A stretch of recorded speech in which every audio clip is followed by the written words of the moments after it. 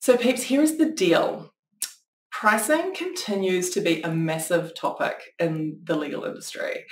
And I think the reason why it is such a big topic is that there are some great alternatives to billable hours, but lawyers can feel quite nervous about using these alternatives like fixed pricing and value pricing because there's no sort of set formula on how to use them successfully. Billable hours for a lot of lawyers feels easy, right? You record the amount of time you spend and then based on that you send a bill for that amount. So there is a straightforward formula to working that out, and lawyers like that. Where when it comes to pricing based on value, so my motto when it comes to pricing is always value for value. So when it comes to value pricing and figuring out what the value is to a client for getting them a specific result, it becomes a lot more complicated in a lot of lawyers' minds. And so they shy away from it and go back to billable hours because it's easy. So today I want to share with you the 5 steps that I've used in my law firm and in my business to coming up with pricing or creating pricing for my business that's based on value. And one important thing I want to share before I go into those 5 steps is that nothing will attract a specific type of client more than price. So let me just say that again. Nothing will attract a specific type of client more than price. So with that, let me go into the 5 steps that I use, or the 5-step framework that I use to come up with a price for my services and solutions.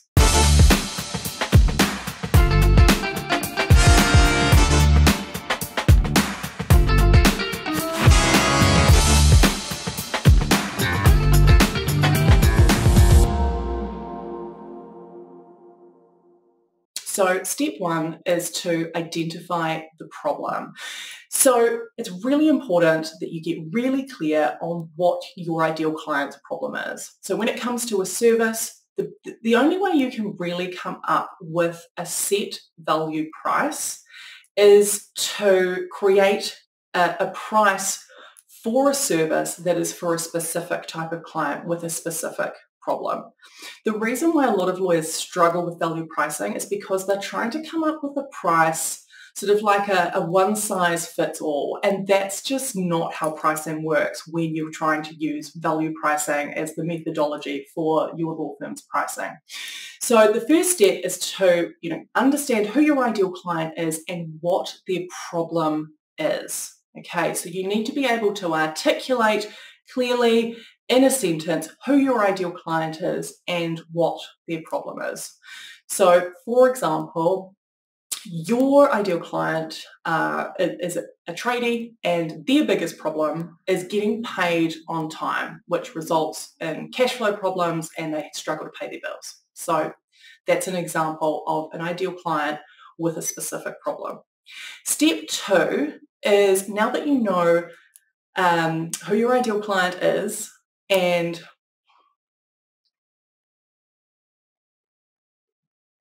step 2 is to look at similar purchases. So now that you know who your ideal client is and what their problem is, have a look at what your client has purchased in terms of products and services to try and solve the same problem that they're coming to you with. So there may not be anything that's totally comparable, and if not, think about how much do they pay to solve other problems of similar significance in their life. So look a bit more holistically. This is a great thing to brainstorm with your team. What else is out there, or what other problems do they have that are of similar significance or magnitude that they are paying to solve, and how much are they paying for those things? What are they and how much are they paying? Number 3 is look at the before and after. So think about what your client's life is like before they come to you to have their problem solved, and what is their life like after you have solved their problem. What does that look like? So think about the after picture and think about what is that worth to your client. And again, it's a great thing to brainstorm with your team, okay, because the answer won't be immediately apparent. And that's why you've probably shied away from value pricing in the past. So do a brainstorm on it. What is that after picture? What does the result that you can get the client worth to them? Step 4 is check your other pricing. So by that, I mean have a look at the other services that you offer in your law firm and look at how much you would typically charge for them. Now, if you don't have set or fixed or value prices for other services that you offer, have a look at what you have charged on average for the last 5 matters that you have had for that service. So create a hierarchy. So at the bottom, you're going to have your free offers. So if you offer free consultations or if you've got things on your website like free guides or checklists or white papers, anything like that that you offer for free, that is your free offer. So it starts here and then your cheapest offer will be here and then they'll go up like this until you get to your most expensive offer. So create a hierarchy of services based on price. And like I said, if you don't have set prices, come up with an average price based on the last 5 files that you have that you've done. Then step 5 is compare. Okay, so once you've got your hierarchy of services, take the service that you are trying to price and see where it fits in there in terms of value. So again, a great thing to brainstorm with your team. Where do you think it sits in there? Once you've figured that out, sort of slot it in, and then the final step, the next thing that you need to do, you're armed with all this great knowledge, right? So you know now who your ideal client is and what their problem is. You now know what similar purchases they make to solve that problem or a problem of equal significance. You also know what the before looks like, what the after looks like in terms of the transition that they're going on when they work with you. You know that you've looked at your pricing and you know where this particular service sits in terms of all your other pricing. So you've got all this great knowledge. The final thing to do is to write 5 different prices down on a piece of paper that you could possibly charge for this service based on all that great knowledge that you've now got. So you might pick $10,000, $15,000, $20,000, $5,000 and $13,950. Just pick 5 prices that you think you could charge based on all that knowledge that you have just built for yourself. And then next to each price, I want you to rank each one out of 10 or rate each one out of 10, 10 being a price that feels really good to you based on the value that you think you're providing to the client, and a 1 is a price that does not feel good to you. It feels out of alignment with the value that you're providing. So rate each of those 5 prices out of 10, and then the one that gets the highest score out of 10, that's your starting price. Okay, so once you've got a price and you start to pitch that to clients, or when you're having your client meetings and clients will ask you how much it costs to work with you, you can start saying that this is your price.